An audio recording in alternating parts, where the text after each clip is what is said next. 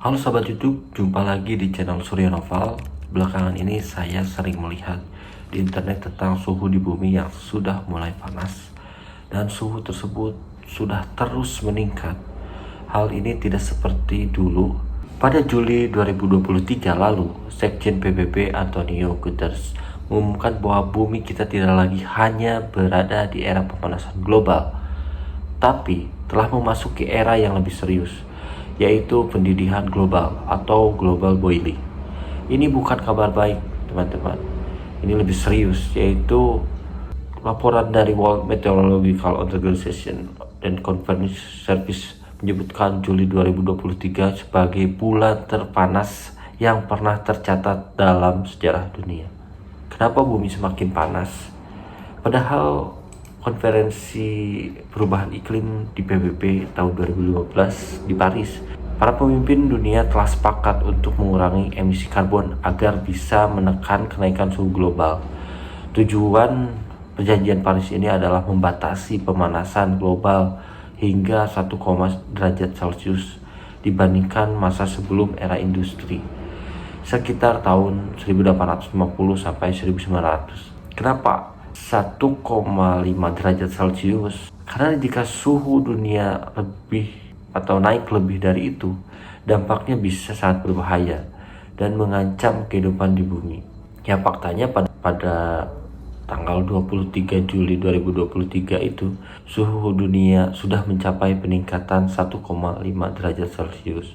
Hal ini memicu serangkaian cuaca ekstrim seperti gelombang panas di Eropa, Amerika Utara, dan Asia, serta kebakaran hutan di Kanada dan Yunani. Kenaikan suhu juga mengakibatkan suhu permukaan laut meningkat yang mengancam kehidupan di bawah laut dan bisa menyebabkan permukaan laut naik hingga 46 cm pada akhir abad ini. Lalu pertanyaannya, negara mana yang paling banyak menyumbang emisi karbon? Nah, sejak era industri, total emisi karbon terperangkap di atmosfer bumi mencapai 38,7 miliar ton.